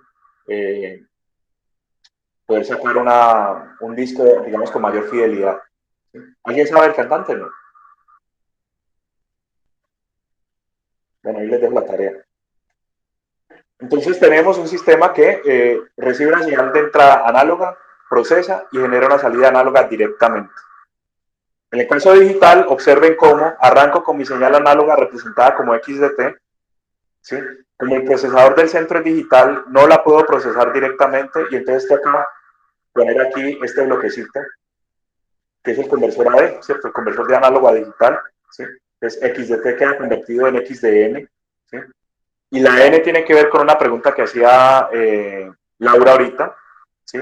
Aquí tenemos una variable de tiempo, aquí ya tenemos es un vector de datos, ¿sí? Y la N representa el índice con el cual yo accedo a esos datos, la muestra 7, la muestra 25, la muestra 1200, N es un número entero. De alguna manera pues perdemos información acá del tiempo y ya asociamos eso, el valor de la señal, el dominio de la señal, perdón, queda asociados con un índice entero, ¿sí? Cuando ya la señal está digital, pues llego y la proceso, ¿cierto? Y genero un resultado YDN también digital. Y bueno, normalmente la salida que yo espero es análoga también acá como a la entrada, pues esta salida digital YDN se pasa por un conversor para generar el YDT, ¿no? Ya la señal análoga de salida. Entonces, aparecen estos dos bloquecitos, el conversor AD y el conversor DA, que aquí arriba no estaban, por eso también hay un asunto ahí de precios, ¿cierto? Puede salir más barato este primer esquema, ¿sí? Aparecen estos bloquecitos a la entrada y a la salida, y hay que entrar a considerar los efectos de estos bloquecitos en cuanto al procesamiento, en cuanto a la precisión, y en cuanto a la calidad de la reconstrucción, digamos, que se genera aquí a la hora de obtener la señal de salida análoga luego del procesamiento. Entonces, una moraleja, espero, pues, de esta clase es que si yo voy a trabajar procesamiento digital de señales, es muy importante conocer la diferencia entre análogo y digital, ¿sí? Y también es muy importante conocer los procesos de conversión, los dos bloquecitos que estábamos viendo ahorita, el conversor AD y el conversor DA, ¿sí? Yo conozco, ¿cierto?, en el contexto ya de gente profesional que está trabajando, personas que de pronto no tienen muy clara la diferencia entre análogo y digital. Es como lo que hablábamos ahorita de las señales, que uno trabaja señales permanentemente, pero la definición a veces no la tiene como tan clara, ¿sí? Entonces vamos a entrar a mirar ese tema de la conversión análogo a digital, pero antes obviamente pues de las conversiones toca conocer las diferencias entre análogo y digital. Entonces, esto ya lo ha mencionado, pues ahorita ya lo formalizamos un poco, ¿cierto? Una señal tiene dominio y tiene rango, ¿sí? El dominio corresponde al valor o conjunto de valores de los cuales depende la señal, ¿cierto? En el caso del ejemplo de arriba, x de t, ¿cierto? La señal depende del tiempo. Entonces, el dominio es el tiempo, ¿sí? Y en el caso del ejemplo de abajo, ¿cierto? La imagen digital, aquí tenemos valores de dominio espaciales. Entonces, yo doy las coordenadas, en este caso del píxel, para poder obtener el valor de la imagen en ese punto. Entonces, aquí estamos hablando de un dominio espacial. Aquí el dominio es una sola variable, el tiempo. Aquí el dominio en este segundo ejemplo es dos variables y son dimensiones, son coordenadas espaciales. Bien, el rango corresponde al conjunto de valores que puede tomar la señal. Si el dominio es los valores de los cuales depende la señal, el rango es el conjunto de valores que puede tomar la señal, ¿sí? Están ahí resaltados en verdecito. Entonces, esta señal x de t, evaluada por ejemplo en 5 segundos, vale 12.06. Ese es el valor de rango para la señal en este tiempo, ¿sí? Y en el caso de la imagen, pues esta es una imagen en color, ¿sí? Entonces, cuando yo evalúo tal píxel, el píxel ubicado en la posición 240, 123, obtengo unos valores de rango, ¿cierto? Son 3 en este caso, que corresponden a los contenidos de color de la imagen para ese píxel en particular. Entonces, no sé si conocen el tema, ¿cierto? Pero hay un formato, el que más se usa para color, que descompone el color real en 3 componentes, rojo, verde y azul. Y cuando usted le dan esos 3 valores, entonces le están haciendo una mezcla ahí, ¿cierto? Para que el píxel tome un color particular. Pues este píxel en particular del ejemplo tiene 0 rojo, 127 de verde y 255 de azul. Y ya usted, ¿cierto? Con la mezcla de esos 3 componentes fundamentales arma cualquier color que necesite, pues, representar en la imagen digital. Entonces, ahí tenemos dominio y tenemos rango. No sé si hay alguna pregunta o comentario, porque es que el tema de definir análogo y digital depende del dominio y del rango. Pues por eso me tocaba definirlos primero. ¿Preguntas, comentarios?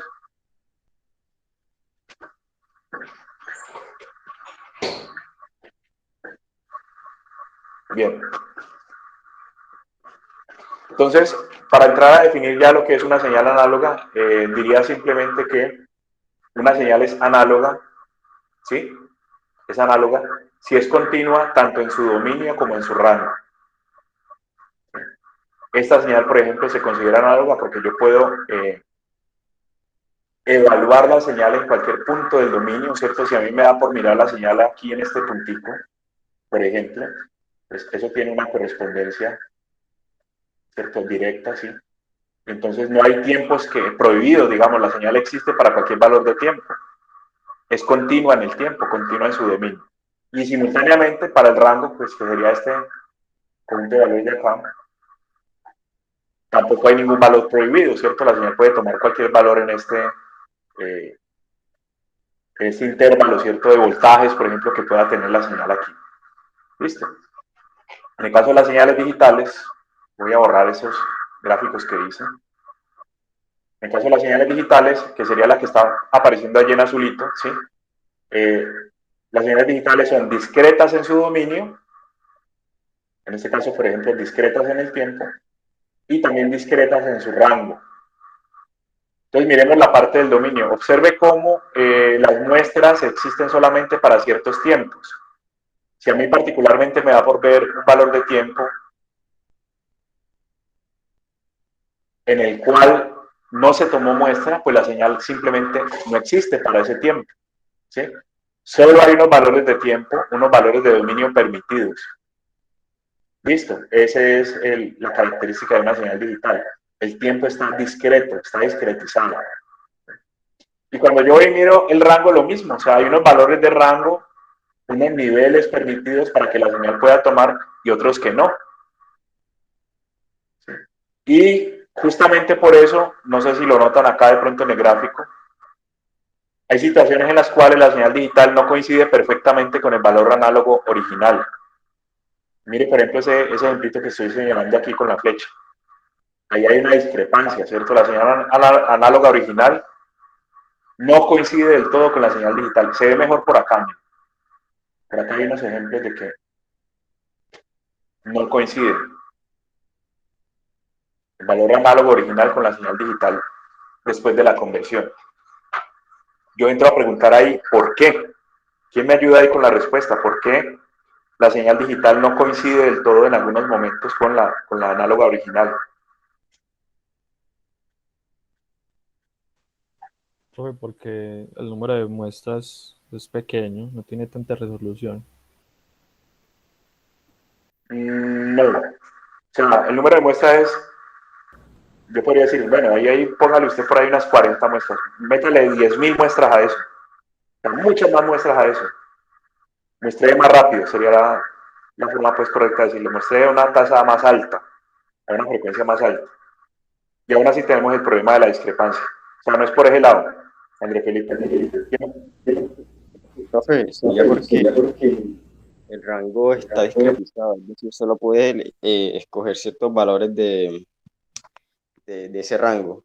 Es decir, ahí solo podría escoger el valor que sería o 0 o 2 en ese caso. O sea, no un valor intermedio.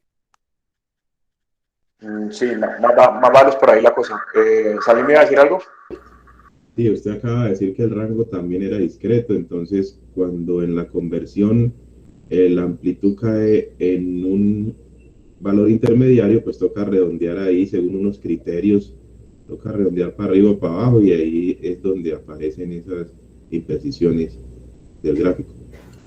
Exacto. O sea, el problema no es por dominio, André Felipe, sino por rango. Póngale que usted tiene una serie de niveles, ¿cierto? Discretos, bien como lo dice Salim y como lo debía entender también Ludwig, unos con un conjunto de valores discretos de rango, ¿cierto? Y la señal análoga sí venía para evolucionar como ella quisiera, ¿cierto? Sin ningún valor prohibido. Entonces, eventualmente, cuando hay que convertir a digital, pues toca la señal análoga que venía con sus valores continuos, llevarla a alguno de estos valores discretos, ¿sí? Y en el proceso, pues uno pierde. Por eso les decía ahorita el ejemplo del cantante, pues que decía que quería más fidelidad y todo el cuento. Por eso les decía ahorita que lo análogo, por definición, es más preciso que lo digital.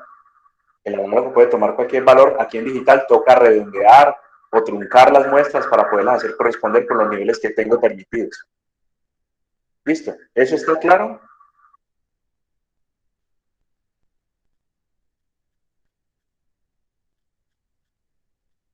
¿Estamos claros con eso? Perfecto. Gracias. Entonces, ese es el proceso de conversión básicamente, ¿sí? Hay otra cosita que toca mencionar después, pero uno lo que hace es, en un conversor AD, es discretizar el dominio primero y luego discretizar el rango. Básicamente lo que se hace es eso. Aquí está la definición, ¿cierto? Una señal es análoga si es continua tanto en tiempo, en dominio como en rango, ¿sí? Y una señal es digital si es discreta tanto en dominio como en rango. O sea, esas son las definiciones, pues muy sencillitas y hasta fáciles de recordar, pero también les cuento, pues, por experiencia que mucha gente no le tiene claro. A manera de ejemplo, a ver, yo veo.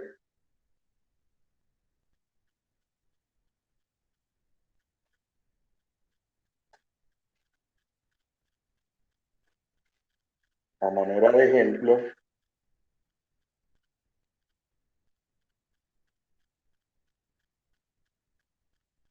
también tengo aquí un par de gráficas,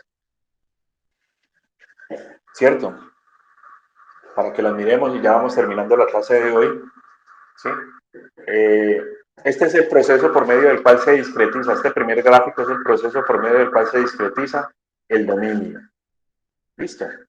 El dominio se discretiza en un proceso similar a lo que están viendo ustedes en pantalla. Yo tengo por ahí en el canal de YouTube que les mostraba el miércoles, tengo un videito mostrando este proceso como animado. Y cuando entremos al tema, pues yo se los muestro. Pero por ahora, pues así como abrebocas, les muestro esta imagen que, por cierto, es de la guía del primer laboratorio que les voy a publicar. ¿Sí? Pues hay un problemita relacionado con esto de la conversión de análogo a digital. Entonces, primera pregunta, a ver si me ayuda alguien. ¿Cómo se llama ese proceso? Cuando yo discretizo el dominio, eso se llama ¿cómo? Muestreo. Exacto. Esto es un proceso de muestreo, ¿sí? Y no sé si se entiende la gráfica, pues, pero la señal análoga original, ¿cierto? La que yo quiero muestrear es una sinusoidal. Es continua, ¿no? Es una sinusoidal, ahí está. Y tiene una frecuencia determinada. Y el valor de m que ven ustedes en los diferentes gráficos corresponde a la cantidad de muestras que tomo por periodo de la señal, ¿sí? Pues en este caso, ¿cierto? Muestreo, este primer caso de arriba a la izquierda, muestreo a una velocidad tal que terminan tomándose 16 muestras en un periodo completo. Aquí se toman 12 muestras en un periodo, aquí se toman solo 8 y aquí se toman 4. Ve aquí que es muy fácil, ¿no? 1, 2, 3, 4 muestras y ya esta es la repetición de la primera. Pues, M corresponde a cuántas muestras tomo por periodo de esa señal sinusoidal. ¿Listo? Una pregunta válida, ¿cierto? Y ahí les dejo la inquietud y de pronto ya algunos conocen la herramienta teórica que responde a esa pregunta. Pues una pregunta válida es, ¿cuántas muestras puedo tomar sin que, o que yo pueda luego reconstruir la señal y no se me dañe, ¿no? No se me pierda? Esa es una pregunta bien importante, ¿no? Aparentemente, por ejemplo, con m igual a 16 uno puede reconstruir muy bien, ¿cierto? La forma sinusoidal. De pronto los errores son mínimos aquí. ¿Qué pasa si m vale 4? Si vale 3. ¿Hasta cuánto me puedo bajar? Porque es que finalmente ese valor de m o esa velocidad de muestreo me condiciona pues la cantidad de memoria que voy a gastar en mi computador o en mi procesador para almacenar la señal. Entonces me convendría tener poquitas muestras, pero luego de pronto tomo muy poquitas y no puedo reconstruir la señal bien. Entonces no sé si alguien conoce la herramienta teórica que me dice cómo hago yo para muestrear una señal de tal manera pues que con esa muestra sea suficiente luego y poder reconstruir dicha señal de manera correcta. No sé si conocen la herramienta. Bueno, si no la conocen, aquí la vamos a hablar. Por otro lado, aquí tenemos una discretización, pero del rango, ¿sí? Y L en esos gráficos es la cantidad de niveles permitidos que se le va a dar a la señal. Nuevamente, para L igual a 4 es muy fácil contarlo. Vea, aquí hay un nivel, 2 niveles, 3 niveles y 4 niveles. O cuando L es 2, pues no hay sino 2 posibles valores, ¿cierto? Este y este de acá, 1 y menos 1. Entonces, aquí sí se ven las discrepancias, ¿no? Miren, de pronto por acá alcanzan a mirar que las muestras no coinciden perfectamente con la señal original análoga, ¿cierto? Con la sinusoidal. Pues aquí hay L igual a 15, L igual a 10, L igual a 4, L igual a 2, y en la medida en que L va disminuyendo, el error que se comete con ese proceso de discretizar el rango, pues se va aumentando cada vez más. Entonces, ahí están, digamos, las dos implicaciones prácticas que tiene este asunto de la discretización, ¿cierto? Habría que preguntarse, bueno, ¿cómo muestreo? ¿A qué velocidad conviene? Y en segundo lugar, ¿cuántos niveles le puedo meter a eso? De tal manera que no vayan a cometer un error muy fuerte a la hora pues, de discretizar el rango y que luego de pronto se me genere un ruido ahí que me va a afectar la señal y que me la va a distorsionar.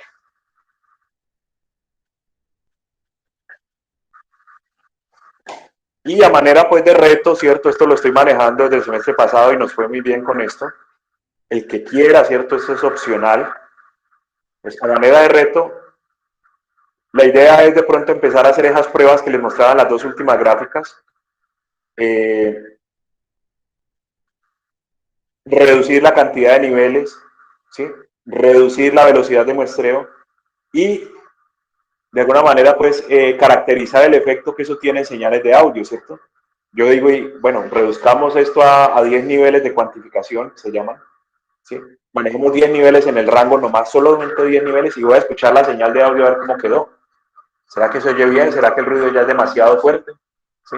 Pues el que quiera, ¿cierto? Y tenga de pronto la experiencia o se le quiera meter al problema, hace el programita en MATLAB que me permita probar esto, me avisa, ¿cierto? Y de pronto en alguna clase de estas le doy el espacio para que nos muestre qué fue lo que hizo. Y bonifica para el primer parcial. Listo. Si resuelve el reto, en este caso pues el de probar diferentes niveles de cuantificación, probar diferentes tasas de muestreo para señales de audio, el que resuelva el reto tiene bonificación en el primer parcial. ¿Listo? No sé si alguien tiene una pregunta, quiere comentar algo más. Pues sí, yo tengo una pregunta con respecto a lo que mencionaste ahorita de la mínima cantidad de muestras o de datos, pues como para decir que, pues, que está bien discretizado, que es suficiente. Eso no sería, pues pienso yo, dependiendo de la necesidad con la que se esté haciendo eso, porque si yo lo que necesito en sí no es que se reproduzca la señal completamente, sino que los datos que yo necesito son los máximos y los mínimos. Con esa m igual a 4 para mí sería suficiente, ¿no? Sí, pero venga, yo de pronto le complemento un poquito lo que está diciendo. La teoría dice que m igual a 4 es suficiente, incluso si la voy a reconstruir. Incluso me puedo bajar más. M igual a 4 todavía está sobreestimado. ¿Sí? Para reconstruir. Entonces la pregunta es, entonces, ¿cuál es la decisión? O sea, ¿cómo me guío yo para saber ante una señal arbitraria? A usted le dicen, ¿usted es electricista o de control, Sebastián? De eléctrica, pues. Le dicen, vea, está esta máquina eléctrica, queremos censar el valor de corriente para poder ver los armónicos. A usted le toca tomar una decisión. ¿A qué velocidad voy a mostrar esa corriente? Eso está clara, ¿cierto? En el equipo que voy a comprar para capturar los valores de corriente y luego poder hacer análisis, ¿cuál va a ser la frecuencia o la tasa de muestreo? ¿Sí? Y de pronto usted lo quiere solamente para tomar decisiones, como usted dice, no, necesito una protección de sobrepico, que la corriente no pase de cierto valor, que no sé qué. Pero igual usted tiene que entrar a usar una herramienta teórica que le permita decir, bueno, si yo fuera a visualizar la corriente como es, ¿cierto? Reconstruida perfectamente, yo necesito saber cuál es la velocidad mínima a la que la puedo muestrear, ¿ya? Y ahí es donde venía la pregunta, ¿no? ¿Qué herramienta teórica me permite hacer eso? No sé si le contesto, Sebastián. Sí, profe, ya está claro. Ok. Bien, repito, pues, de parte mía, no es más. Si hay alguna pregunta, los escucho. ¿Comentario? Profe, ¿Qué hubo? ¿usted me podría volver a explicar, por favor, en qué se trata el reto? Claro que sí. Uy, ya paró el ruido. Tú tienes una señal de audio, ¿cierto? Por ejemplo, una grabada con el código que mostraba ahorita temprano. Listo, te grabas la voz, por ejemplo. ¿Sí? Entonces, esa voz viene grabada ya a una velocidad, por ejemplo, 22.000 Hz. La velocidad de muestreo es 22.000, ¿sí? Hay unos comandos en MATLAB, hay unas herramientas en MATLAB que permiten manipular la velocidad de muestreo de una señal que ya fue grabada. Pues habría que investigar, ¿cierto? ¿Cuáles son esos comandos? ¿Cómo le cambio yo la tasa de muestreo a la señal? Y, por ejemplo, de 22.000 le bajo a 10.000, por ejemplo, ¿sí? Escojo la señal que había sido grabada a 22.000, la cambio a 10.000, o sea, le quito muestras, así como en la gráfica, manejo un M más chiquito, ¿cierto? Una tasa de muestreo más pequeña, quito muestras y reproduzco esta segunda señal con menos muestras. A ver qué tal se oye. ¿Sí? Ese es el reto. Cámbiale la tasa de muestreo a la señal, que originalmente fue grabada a una velocidad, usted le reduce, por ejemplo, la velocidad de muestreo y la reproduce a ver cómo se oye eso. Si quiere complementarlo, pues también grafica el espectro, a ver qué tal se ve y tal, como para poder tener criterio y poder comparar mejor. Eso por el lado de la velocidad de muestreo, o sea, por el lado del dominio. Y la señal de audio, ¿cierto? De la voz, yo les contaba que tenía 16 bits en el código que les mostré.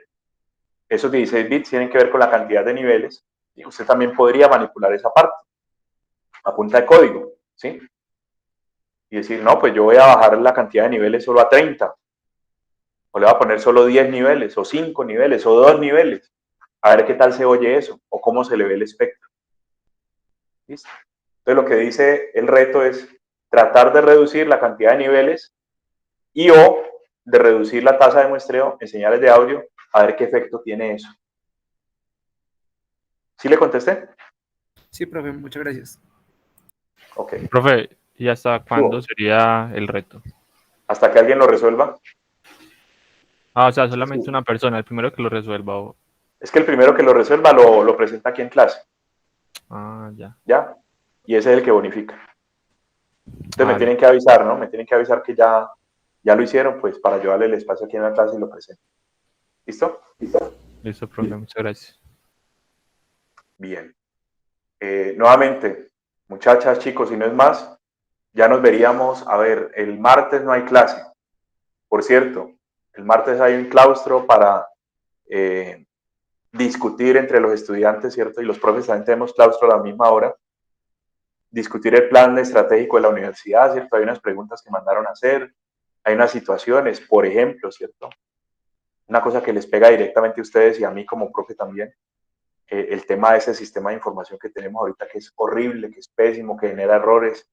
Yo ahorita que estoy en este cargo del área curricular me doy cuenta del montón de situaciones pues que esa herramienta, ese sistema está generando que no tendrían por qué pasar. ¿Sí? Hay un poco de reclamos, hay un montón de gente molesta pues que no pudo matricular, que no sé qué. Pues bueno, ojalá en esa discusión que hagan ustedes como estudiantes y ojalá participen, que era lo que les quería decir en primer lugar, ¿cierto? Participen para poder poner de manifiesto los problemas que tenemos y a ver si desde arriba, ¿cierto? Desde la rectoría y tal, pues alguna cosa se hace, ¿cierto? Si nosotros no hablamos y no nos quejamos, pues va a ser muy difícil que haya reacciones. Entonces, de aquí el martes próximo no hay clase por los claustros. A ustedes les debió haber llegado ya la citación al claustro. Es el martes de 8 a 12, pues. No sé si se prolongue tanto, pero la idea es dar todo ese tiempo para que se hagan las discusiones y las propuestas por parte de los estudiantes. Y ese mismo día de 8 a 12 también estamos los profes en claustro haciendo lo mismo, ¿sí? Entonces, el martes no habría clase. Y el jueves yo creo que tampoco porque tenemos la semana de Ingeniería Eléctrica y Control y la idea es que ustedes participen también de las actividades, entonces yo no voy a dictar la clase. O sea, la próxima semana no vamos a tener clase formal. Yo estoy haciendo la guía del laboratorio, de hecho estas gráficas son del primer laboratorio, ya les dije, ¿sí? Entonces yo aspiro a publicarles esa primera guía la próxima semana para que la revisen, ¿cierto? Ahí se dan cuenta más o menos cómo es el estilo de los problemas que les publican allí para que ustedes resuelvan. Y estaríamos pendientes. Y si alguien de pronto necesita alguna cosa, pues por WhatsApp o hacemos alguna reunión así extraordinaria, pero clase no va a haber. Salim. Profe, los videos que está grabando de las clases, ¿los va a compartir? Sí. A propósito, voy a dejar de grabar ya.